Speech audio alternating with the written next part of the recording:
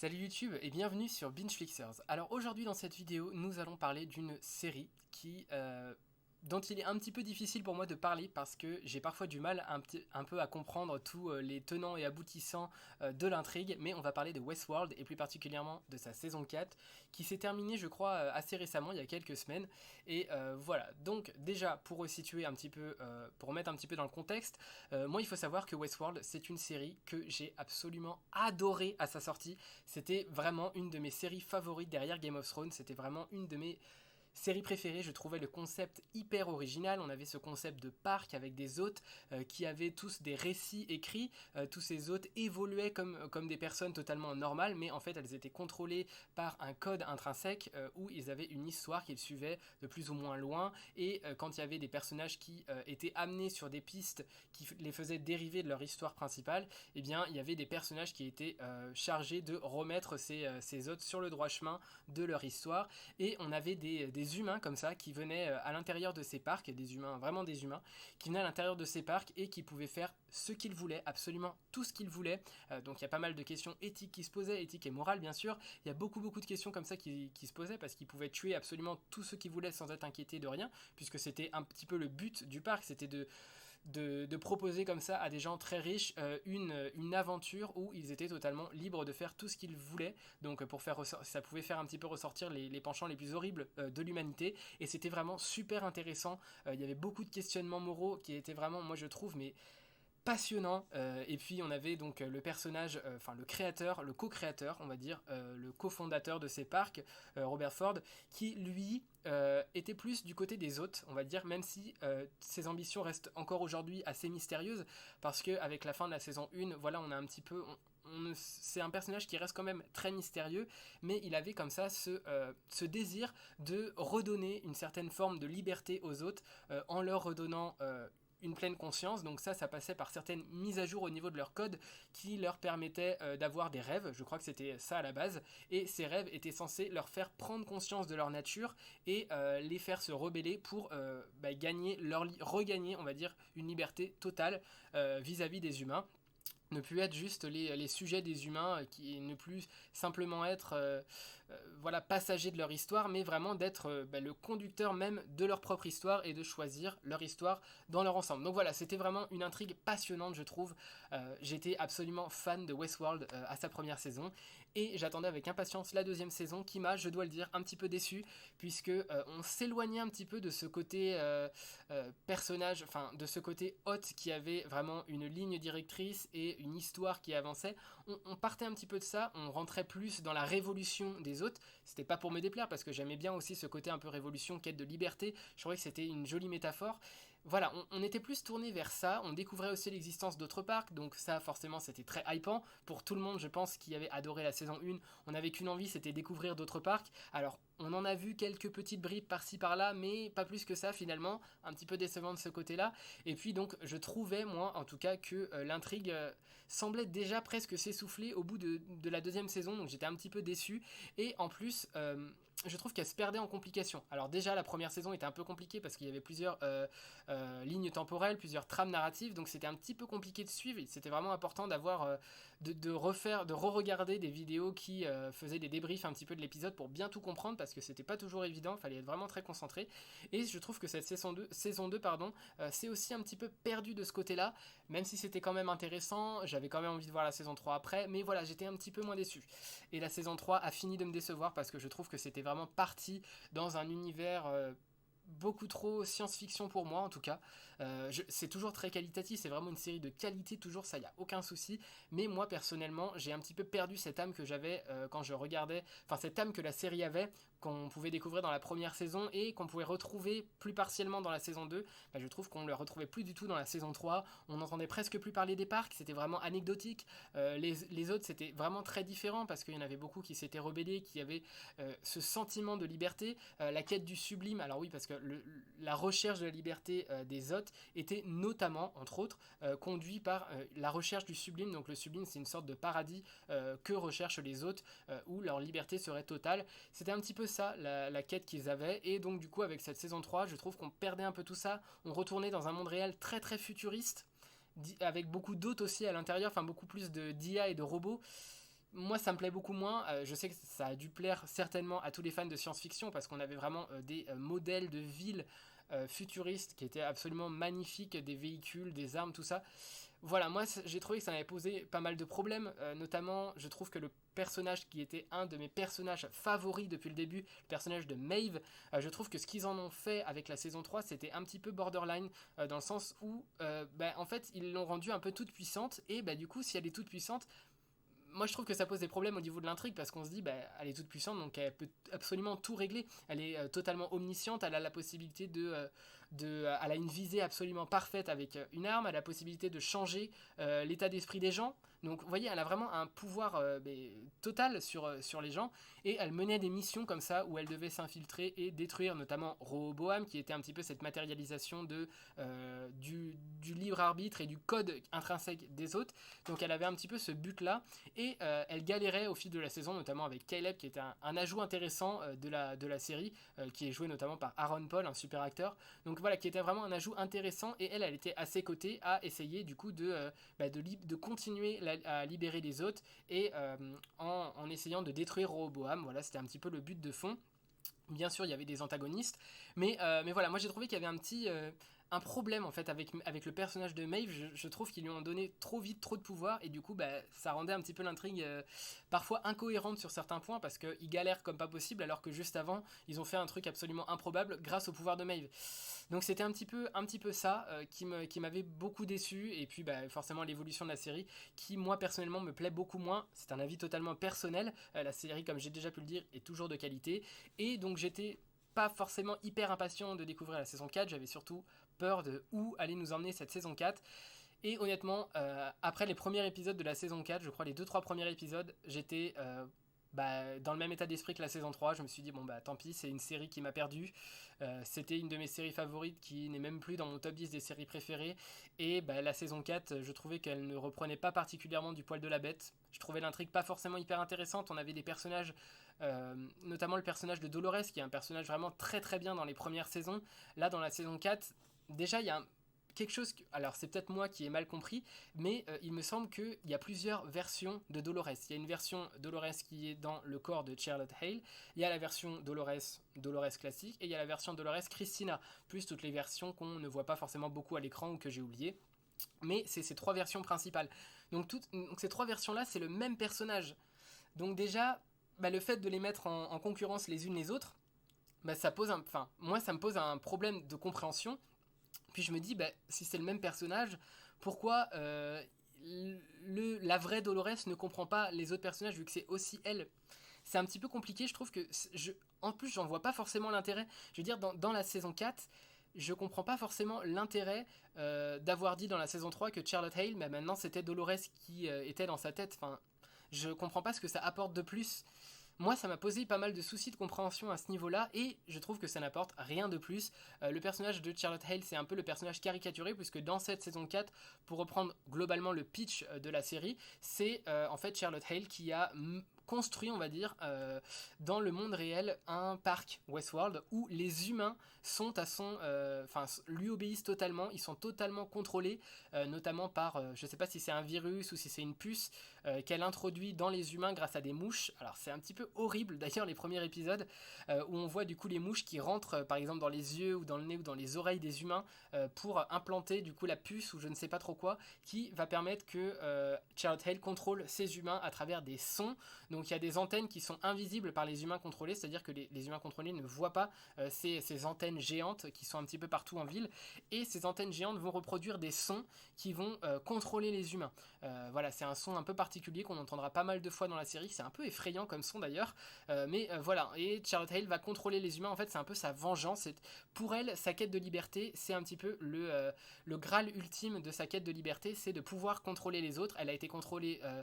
le personnage de Dolores a été contrôlé toute sa vie, donc en tant que Charlotte Hale, elle va essayer, elle, de contrôler les humains, et ce qu'elle reprochait en fait aux humains, et ce pourquoi elle s'est rebellée, et en fait, elle, Je sais pas si elle va s'en rendre compte vraiment ou pas, mais elle va un peu reproduire la même chose et ça va conduire à pas mal de soucis, aussi bien au niveau des autres qu'au niveau des humains, parce que ben voilà, les humains, il y a certains humains qui sont considérés comme des déviants, c'est-à-dire qu'ils ils n'obéissent plus à Charlotte Hale et à son contrôle, et elle va chasser ces déviants comme les autres personnages, un peu ceux qui étaient considérés comme des dieux dans la saison 1, allaient chasser les déviants qui étaient les autres qui sortaient de leur histoire principale. Ben là, Charlotte Hale fait pareil avec les humains.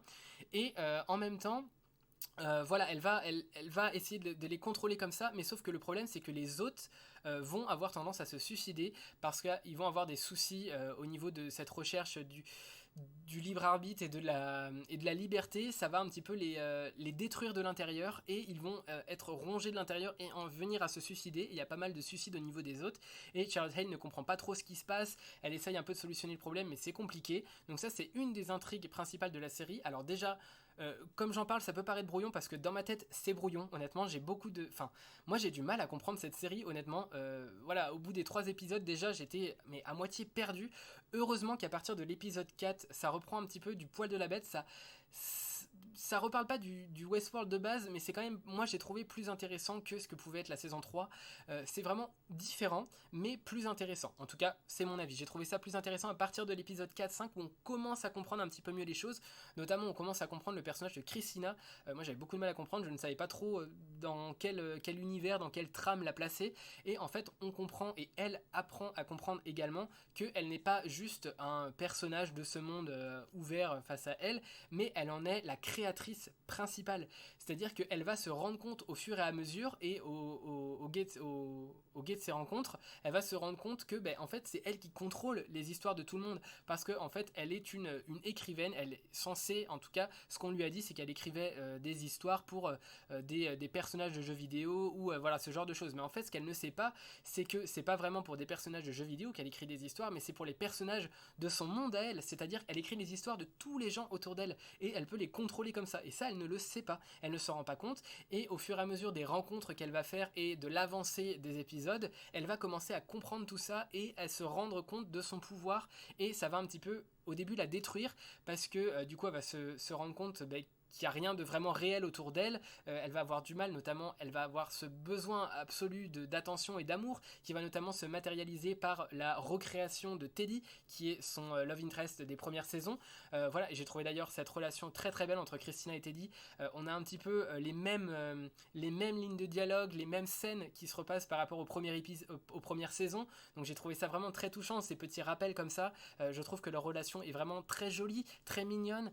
Voilà, il y a un peu ce sentiment de pureté de personnages qui veulent pas faire de mal à personne parce que Dolores a eu des déviances dans les saisons passées, mais je sais pas, il y a un petit peu un sentiment de pureté comme ça que moi j'aime beaucoup dans la relation entre Teddy et Dolores. Et voilà, donc on va revoir un petit peu cette série au centre de l'intrigue jusqu'à temps qu'elle se rende vraiment compte que c'est elle qui a créé tout ça et que du coup si elle commence à penser que c'est elle qui a créé tout ça et que ça peut disparaître d'un moment à un autre, et ça disparaît face à elle puisqu'elle pense que ça va disparaître, donc ça disparaît. Et il y a tout ce côté là un petit peu intéressant. De l'autre côté, on a tout le côté avec alors de l'autre côté, mais c'est un peu séparé en deux. C'est vraiment assez compliqué. On a un premier groupe avec Maeve et Caleb. Donc Caleb a été fait prisonnier en voulant, je crois, sauver sa fille, il me semble. Et donc du coup, il y a toujours cette quête de fond où il veut sauver sa fille, absolument retrouver sa fille. Voilà, c'est un peu sa quête de fond. C'est vraiment très joli à voir. C'est un personnage. Moi, je trouve que Caleb est un très très bon personnage, d'autant plus que l'acteur est génialissime. Mais voilà, c'est un peu ce personnage totalement humain et qui rapporte cette humanité en fait dans la série dont elle peut être dépourvue par plusieurs aspects. Mais là, vraiment, Caleb, lui, rapporte ce sentiment d'humanité à travers son personnage qui a une quête sans fin où il va donner tout son être quitte à mourir des dizaines et des dizaines de fois parce qu'à chaque fois qu'il meurt il réapparaît dans la cellule dans laquelle il est enfermé et par laquelle il est contrôlé par Charlotte Hale et donc lui il va essayer de s'en échapper notamment avec l'aide de Maeve qui a toujours ses pouvoirs surnaturels donc ses super pouvoirs on va dire.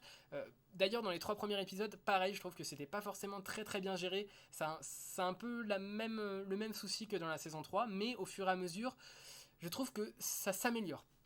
la façon dont les pouvoirs de Maeve sont traités, je trouve que ça s'est quand même amélioré par rapport à la saison 3, et du coup elle va aider Caleb voilà, à se sortir un petit peu de cette prison, même si ils sont tout à fait conscients qu'il ne pourra jamais en sortir, mais il va essayer d'évoluer pour en tout cas sauver sa fille à lui, et ça touche forcément Maeve, parce que Maeve dans les premières saisons, son intrigue de base c'était de sauver sa fille, voilà, c'était un personnage qui était avec sa fille, qui a élevé sa fille seule, et qui voulait protéger à tout prix sa fille, et donc je pense que ça ravive un petit peu cette ligne de code, parce que je pense que leurs lignes de code sont toujours enfouies au fond d'elles-mêmes. Voilà, on retrouve dans le personnage de Dolores, pareil, cette histoire d'amour avec Teddy en filigrane dans les premières saisons, qui revient là à la charge avec la saison 4. Maeve, voilà, l'histoire avec sa fille, là maintenant c'est avec la fille de Caleb. Il y a toujours un petit peu ces histoires de fond qui reviennent. Pareil pour Bernard, voilà, donc voilà, pardon, là je divague, mais voilà, ce premier groupe, c'est Caleb et Maeve qui vont essayer de sortir Caleb de tout ça et de sauver la fille. Et de l'autre côté du deuxième groupe, il y a Bernard avec tous les résistants, et il est avec un autre personnage dont j'oublie toujours, Stubbs, je crois que c'est Stubbs, voilà, un personnage que j'aime pas trop, enfin que j'ai pas trop aimé jusque là, mais j'avoue que dans cette série il sert un petit peu de comic relief avec certaines scènes un petit peu marrantes. C'est un petit peu pas le débile du groupe, mais voilà, il a certaines scènes un petit peu marrantes. Je trouve que ça fait du bien, parce qu'honnêtement la série c'est assez lourd à suivre, c'est assez lourd à comprendre, il faut vraiment être concentré, et avoir ce personnage de Stubbs qui est toujours un petit peu drôle, qui a des scènes un petit peu amusantes, je trouve que c'est quand même un plus, c'est vraiment nécessaire dans la série. Et donc Bernard et Stubbs vont travailler, alors c'est dans le futur par rapport au groupe de Maeve et Caleb, parce qu'ils vont travailler avec la fille de Caleb qui maintenant est une jeune adulte, et ils vont essayer de renverser un petit peu tout ce pouvoir que Charlotte peut avoir, et essayer de s'accrocher à la moindre parcelles de vie qui peut leur rester de libre arbitre, qui ne sont pas totalement contrôlées par Charlotte Hale, et ils vont essayer d'aller sauver des gens comme ça dans le monde de Charlotte Hale. Voilà, c'est un petit peu l'histoire générale. Ne vous en faites pas, enfin ne vous en faites pas. Si c'est brouillon dans vos têtes, je pense que c'est normal, parce que déjà c'est brouillon dans la mienne, donc pour expliquer c'est pas forcément facile, mais c'est un petit peu, voilà, mon ressenti général au niveau de la série, c'est que c'est un peu brouillon. En tout cas pour moi, je trouve que c'est trop difficile à comprendre. Quand je regarde une série, bien sûr, j'aime bien les intrigues qui sont un petit peu recherchées, qui nous poussent à réfléchir, tout ça j'aime bien. Mais là, Westworld, honnêtement, c'est peut-être trop compliqué, je trouve, ça se perd en complications, ça perd un peu du coup de son charme, parce que il faut vraiment être hyper concentré pour regarder cette série, même avec les vidéos notamment de Captain Popcorn qui décrypte un petit peu tout ça, mais même lui a certaines choses qu'il a du mal à comprendre. Donc je pense qu'il y a ce sentiment général de... On est entre le fait que soit c'est du génie absolu, et dans la saison 5 qui va normalement arriver, c'est pas encore confirmé, je pense quand même que HBO va faire une saison 5 après en avoir fait 4, il faudrait quand même faire la dernière. Soit c'est du génie absolu, voilà, et on va le voir dans la dernière saison, tout va s'expliquer et ça va être génial. Moi, c'est ce que j'attends à chaque saison, c'est que tout s'explique, tout s'imbrique, et que je me dise ah mais oui c'est ça. Voilà, mais ça n'arrive jamais malheureusement. Bon, là un petit peu quand même dans la saison 4, il y a quand même des moments où ça nous aide vraiment à comprendre un petit peu toutes les choses qu'on avait du mal à comprendre, qu'on sentait qu'il y avait peut-être un lien, mais on voyait pas trop. Là, on voit que les choses commencent à se lier entre elles, et c'est plutôt intéressant. Heureusement qu'il y a ça dans la saison 4, parce que c'est de ce que manquait cruellement la saison 3. Mais voilà, ça se rattrape un petit peu à ce niveau-là. C'est quand même plus digeste que la saison 3, même si c'est toujours vraiment lourd. Hein. C'est pareil, j'ai pas parlé du personnage de William, parce que j'ai du mal à comprendre le personnage de William. Je ne sais plus qui... Enfin, je sais plus vraiment qui est le robot et qui ne l'est pas. On a l'impression que les deux personnages sont similaires. Je sais pas, j'ai un peu du mal avec le personnage de William, j'ai du mal à comprendre. Son but de fond à la base c'était d'arriver au centre du labyrinthe et de terminer le jeu. J'ai l'impression qu'il l'avait fait, mais en fait maintenant il a une nouvelle quête. Enfin, le personnage de William, je préfère pas en parler, parce que c'est un personnage vraiment que j'ai beaucoup de mal à comprendre. Voilà, donc cette saison 4, toujours aussi qualitative, pour résumer, hein, toujours aussi qualitative, mais voilà, un peu moins brouillonne que la saison 3, mais il y a quand même beaucoup de parts de mystère, en tout cas pour moi. C'est peut-être juste moi qui comprends pas la série, et ça m'étonnerait pas non plus, parce que voilà, j'ai toujours un peu de mal avec les retours dans le temps, avec les différentes trames temporelles, et là il n'y a pas vraiment différentes trames temporelles comme il y avait pu avoir dans la saison 1, mais il y a quand même un mélange des temporalités qui moi fait que ça me pas que ça me pose problème, mais qu'au niveau de ma compréhension de l'épisode, voilà, ça me gêne un petit peu. Donc c'est mon avis global sur la série, très qualitative, mais quand même reste pas mal brouillonne. Il y a toujours les personnages que j'adore, qui sont Bernard, Dolores et Maeve. C'est trois personnages que j'adore, même si ils ont quand même perdu de leur superbe, notamment pour Maeve. Je trouve que c'est vraiment le personnage qui a l'évolution qui me plaît le moins. malheureusement, c'était un de mes personnages, c'était probablement mon personnage préféré en saison 1, saison 2. Là, non, c'est plus du tout mon personnage préféré, c'est un personnage que j'aime beaucoup, mais d'ailleurs, je ne saurais pas dire quel est mon personnage préféré, peut-être Dolores, je sais pas, parce que je trouve que l'actrice est exceptionnelle dans ce rôle-là, elle a vraiment une qualité de jeu d'acteur, mais génialissime. Donc voilà, c'est mon avis global sur la série, je ne sais, et sur la saison plus particulièrement 4. Je ne sais pas si vous l'avez vu, en tout cas si vous l'avez vu, n'hésitez surtout pas à me faire part de vos commentaires et de vos avis, et à m'expliquer peut-être certaines choses que j'aurais pu mal expliquer parce que mal comprises, ou des choses que vous avez bien comprises et que moi je n'aurais pas compris. N'hésitez pas surtout à l'expliquer dans les commentaires, ça me sera extrêmement bénéfique et c'est toujours un plaisir de vous lire. Voilà, j'espère que cette vidéo vous aura plu, et puis je vous dis à la prochaine pour une prochaine vidéo. Salut YouTube!